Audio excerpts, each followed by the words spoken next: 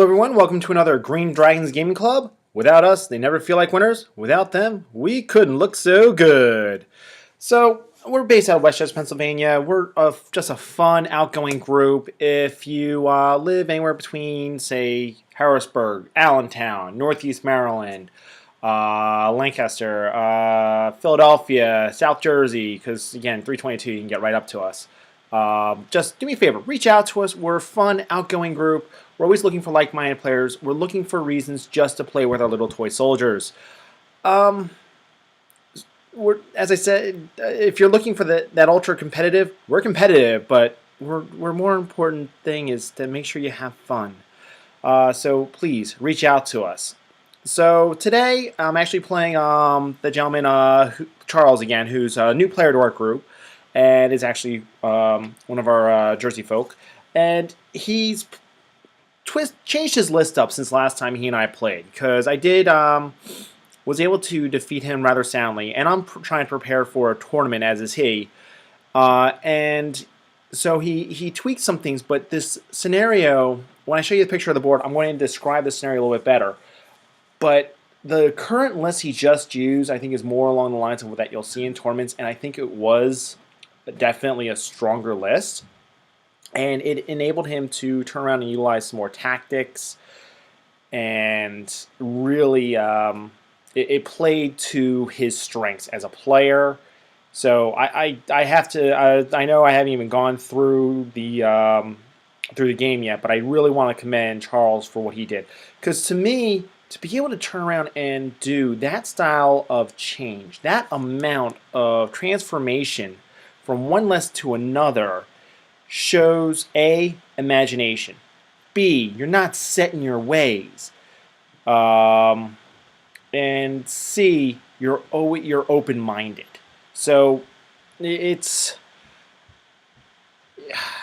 and I know what I just said kind of coincides with each other, but to me, there is a difference. There truly is a difference. So without further ado, we have the Dread Elves of the Ninth Age versus, of course, Dwarven Holds. And we started turning around and doing the 1-1-1-1 for deployment, and then finally I looked at the board, and I'm like, you know what? He has 14 or 15 drops in his army. 14 to 15 drops. I'm going, what the F? Pardon me. There's no way. So I looked at what I had left, and at that point, it was kind of obvious where I was going to go with my big blocks. I'm like, all right, I'm dropping everything. I want first turn. So dwarves get first turn. So here we are, and you know, I'm going to have to fix that picture because it's giving me a headache looking at it. Going from left to right, he's got Kraken. Next to that, he's got his other Kraken. Going sideways there, he has his General, which is the highest level Prince. So Dread Prince on a chariot. He's got 40 Blackguard. He's got a unit of 10 Corsairs. He's got, I forget how many Spearmen were in there. 15 Spearmen with his Mage. He's got 2 Dread Repeaters. 3 Dread Repeaters, I'm sorry. So 3 of the Bolt Throwers. He's got a unit of Fast Cavalry, another unit of 10 Corsairs, another unit of Fast Cavalry. He's got 2 units of 5 of, honestly, I don't know what they're called, but the skirmishing crossbow guys, whatever they're called in this edition. So for me, going from left to my right, unfortunately, you can't see all of my army. I did forget to mention the harpies he had there on the upper left. I have a Vengeance Seeker, otherwise known as Junior. I have my Dwarven Bears, which are actually Hull Gardens in the rules. I have my unit of Spear Dwarves, my BSB. Next to them, I have my Deep Watch with my King and Runesmith. Then I've got my 10 handgunners up on a hill. I've got my organ gun up on a hill that's entrenched. I have a cannon that is just out of line of sight behind, like kind of in between the Deep Watch and the spears. And I've got another Junior on the far right. as well as my vanguarding warriors with the great weapons and throwing spears. So that's it. Now, there's a flag posted there in the middle where I actually have my rangers as well. Sorry. So I have my rangers there. Now, the way the scenario is that it's called the Red Wedding. So those of you who probably read Game of Thrones know what we're talking about. It's this is straight from the Quest for the Grail from their scenarios. This is scenario number 5 for the 5th game of the tournament. The middle's a dead zone. So if you're within 6 inches of the center of the board, so that's why we have a little flag there, you can't be shot at, be hit with spells, cast spells, be involved in close combat. Basically, you can't be hurt. Now, and you can't do anything, and that's for 2 full turns. Then the start of turn 3, you turn around, you get hit with a D6 Strength 5 hit. At the end of turn 5, and you also gain Hatred and Frenzy. The end or beginning of turn 5, anyone within 6 inches gains Poison. Now, at the end of every turn that you have a unit within 6 inches of that point, you gain a token. At the end of the game, each token equals 100 victory points. So that's why it's like, okay, I want to be close to it, but what do I really want to be close to it with? And I think I screwed up here. I did, and you'll see as the game progresses, and I'll go through it at the end. I'll try to backtrack. So not a whole lot of movements done by me in this turn because, again, I've got this huge dead point in the middle of the board that I want to go nowhere near. So Dread Elf turn 1. Here's how the board looks at the end of his movement and my movement. I mean, that's it. My cannon did a misfire during my turn, so it took a wound. And my organ gun did a couple wounds to the Corsairs, which got them to turn around and run the wrong direction. And I don't know. That's it. Like I said, oh, and I have an engineer. Over there, I screwed up with my placement of my... I thought he was going to try to get behind me with his things, and he just went next to me. So I screwed up with my placement of my Vengeance Seeker versus my warriors with the great weapons. I should have been a little bit smarter about that. But yeah, you know, it means that I'm not able to get at him the way I should have, and he's going to be able to use me as a pincushion. So I do have 2 units, or 1 unit. I have 1 unit within 6 inches, partially within 6 inches, as does he. So we both gain a point at the end of this turn, and that's it. So he did a couple of, he shot me and killed 2 of my guys. Over here, he shot me even more and killed 7 of my handgunners. That actually did hurt quite a bit. So now it's Dwarves turn 2. And Dread Elves turn 2, because not a whole lot of things have happened in the Dwarf turn. He did another couple of wounds, leaving me 1, and then he finally polished off the job, killing both. Now, I did turn around and he double charged me with his 2 Krakens. Those are dead bears. I feel like going dead bear walking. Dead bear walking! You know, because here's the thing is, the monsters are weapon skill 5. Why they're weapon skill 5, I don't know. But they're weapon skill 5, so they need 3s to hit, and they do D3 wounds each. So, all he needs to do is hit with, you know, that's 8 attacks, hit with more than half, and then do 2 wounds each, which would be average. Dead bears. Over here, so this is actually going to be the top of turn 3. I lost 3 of them to that D6 Strength 5 hit. That but they're frenzied and have hatred now. I lost a couple of them. I lost 3 of those warriors, and he lost 2 of those dark riders. So now it's Dwarves turn 3. I charged into the gargoyles, as I said, dead bear walking. He killed the bears outright. I didn't even show a picture of that one. and I charged into the gargoyles with the frenzied rangers, and that have hatred. I charged into the corsairs with the warriors with frenzy hatred, and I think I forgot one of those rules. I don't think I gave them enough attacks. Oh well, on me. Over here, I don't know why I'm showing you an empty picture. So they shot something. You know what? There was a unit of the 3-man unit Dark Riders. Killed the remaining 3 guys with my organ gun. Over here, my cannon turned around and did 4 wounds to that Kraken. And over here, those Rangers turn around, killed majority of the gargoyles, took nothing in return, overruns, and hits the war machine. So he's going, crap. Like, hey, it's a tough break. it's the way of the scenario. Over here, they're going to turn around and kill 4 of them, but I believe they stick.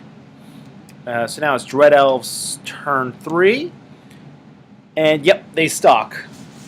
So what we have going on over here is, I'm edging up with my 2 big blocks, which is a boatload of my points. And my organ gun basically has cleared out the flank. I know I forgot to show a picture because he picked up the models, but the second turn, they turn around, they cleaned out a unit of fast cavalry. The third turn, they cleaned out the other unit of fast cavalry. And you can't see it, but there's 2 more of his skirmishing guys in the ruined building over there, and Junior's just on the other side of that. So they're playing hide and seek with me over there, and I don't know. That's basically it. I didn't really want to get up in his face, because if he got multiple charges off, that would be my undoing. That's the only way I see him being able to beat me right now, is if he turned around and got his Blackguard, Chariot, and a Kraken in against my my Deep Watch, or against my Spears, because it'd be too much for me to carry. Now, if he just, because of the range, if he only got in his General, I don't care. Challenge out with the unit champ, let him do the 4 wounds, and I got him static res, or I have him after his impact hits, because the 1 unit has my King. That's going to be strength 6, and that's going to be a pain to kill. And he almost got my BSB in there, who is not the easiest one to kill either, and he's going to be strength 10 against it. So, and then you got static res. So I'm fine with it either way. It's just getting the multiple charges off. And as I said, my organ gun has that one side completely covered. And it's funny because Brett, who you've seen me play his ogres, walks over. He's like, "So, fellas, why are you playing with a 6-foot board? Why not just play with a 3-foot board? You'd be fine." And we both looked down like, the scenario with the way that kill zone was in the middle, or no kill zone in the middle for 2 turns. That's a third of the game. Mitigated our movement. Now, in retrospect, I probably should have taken a single wound against my Lord. I wouldn't have cared because he's got 6 wounds. But I don't know. I just don't know. There's so many different things that I could have done differently that I just didn't. In retrospect, I probably should have, though. And because I am keeping them back, it's a standoff. It truly is a Mexican standoff right now, because he's got me outdistanced, but I have him with Swift Stride. So I'm not a mathematician. I couldn't tell you whose odds they're in favor of, but neither one of us wants to get truly that much closer. Meanwhile, I'm throwing my warriors up there out to the wind. So then he turns around, he charges in with his spears, with his mage, and over here he shoots one of those guys. And does he do anything else? He kills 3 more of them. But now it's Dwarf turn 4. So I was able to get that long bomb charge in over there. Can't see it, but I charged Junior in over there. Um, let's see. So I could have sworn this. Maybe I took this picture after shooting. I charged the other Junior into the Kraken, going, all right, I'm initiative 10, strength 5 with hatred against him. So I need 5s and 4s and against the Kraken. So yeah, this picture here, sorry, I'm looking at two different pictures. So this picture here shows is before shooting. And basically, I just didn't worry about his fast cavalry on that flank, because if he's going around the corner, he's going to expose himself to my cannon fire, okay, and the organ gun. I'm okay with that. I really am. So shooting phase, I turn around and finally kill that other Kraken. And over there, I easily manhandled. Now he has 2 wounds from being shot at, but my Vengeance Seeker was very happy to kill what was in there. And over here, he killed. Let's see, I had 4 miles or 3 miles left. Killed a couple of my guys. I whipped. I didn't hit a single time with my warriors, not once. They're strength 6 on the charge. They're negating his armor save, and I didn't do a single wound. Oy. So now it's going to be Dread Elf turn 4. Here's I stuck in that combat. Chucky survived, but failed to do anything against that Kraken. Took a wound for his troubles from a stomp, because he failed to hit me as well. And I don't know if I won that combat and he broke, or how they got free. I think I broke and then rallied, and then I put reroll to hits on them.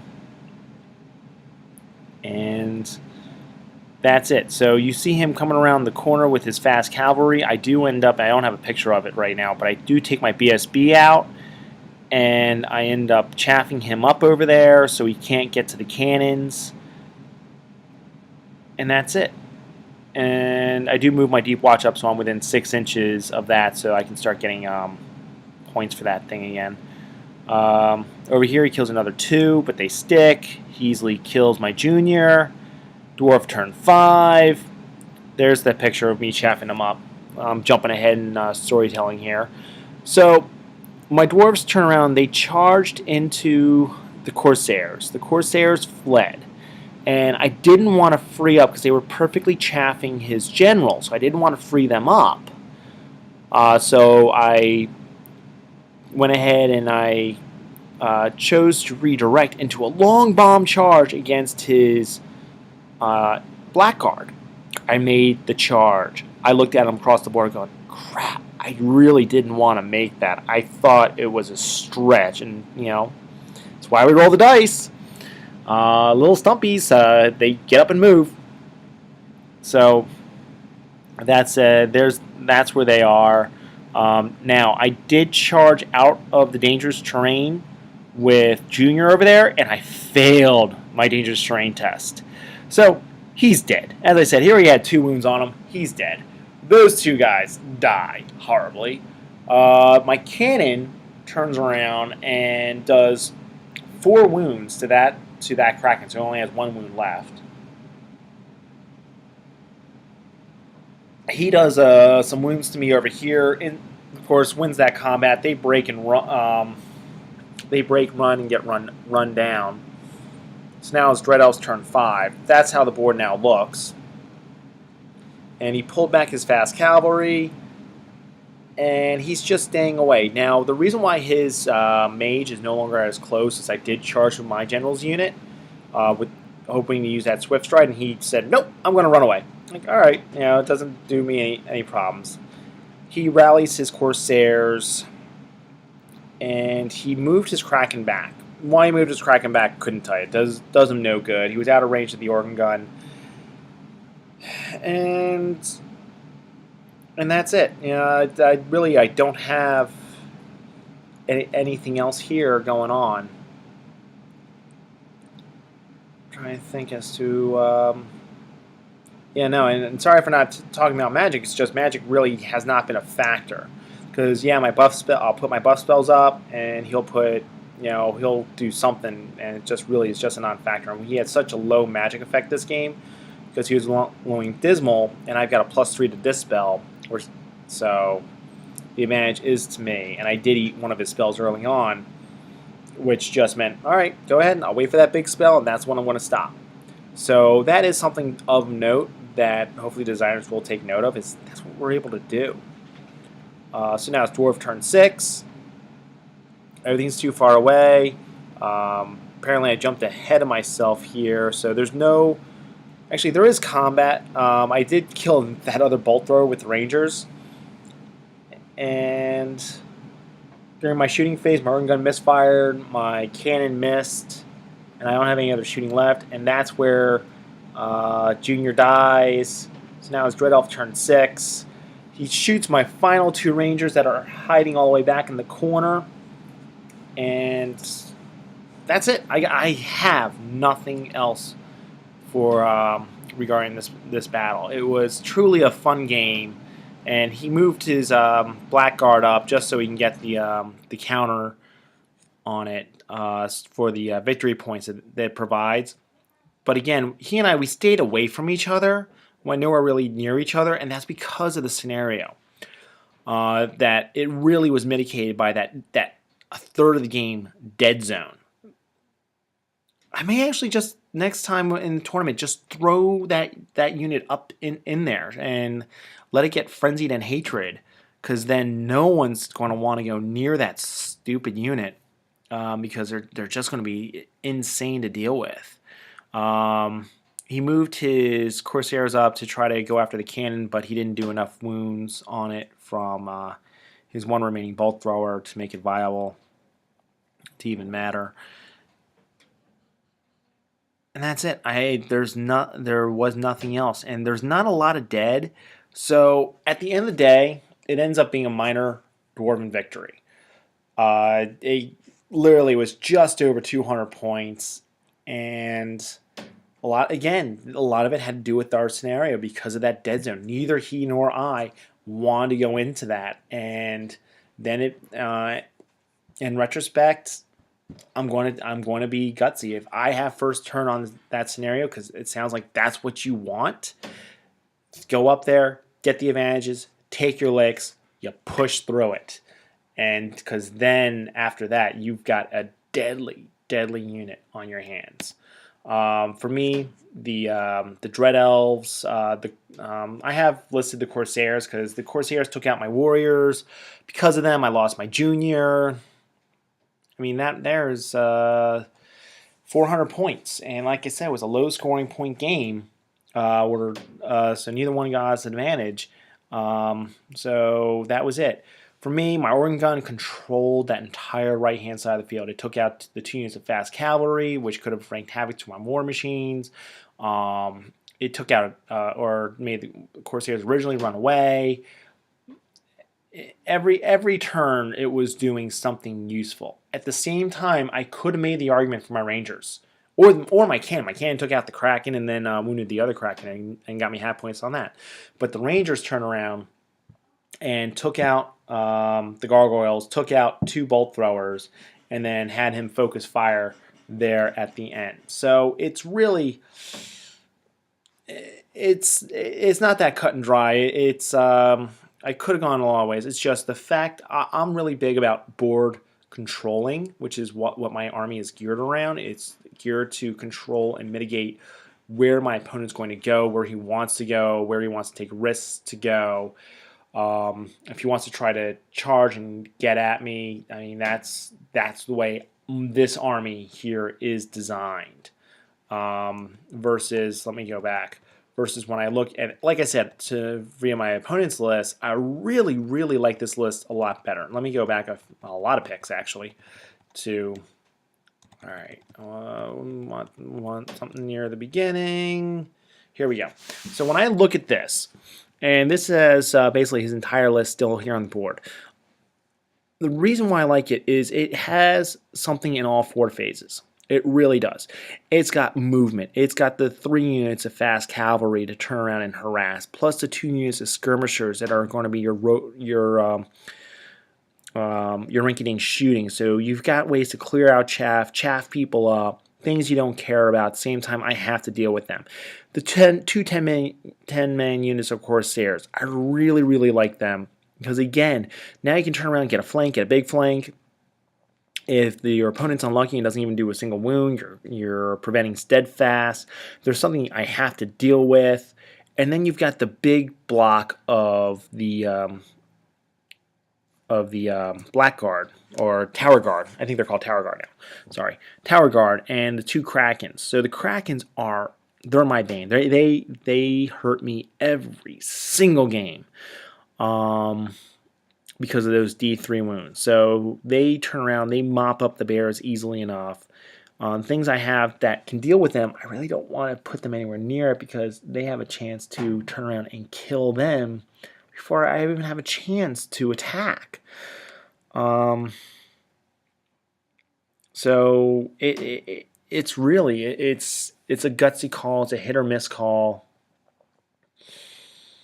as to how to deal with them. The best way for me as a dwarf player is my shooting. I need to shoot the living crap out of them, or chaff them up, or redirect them.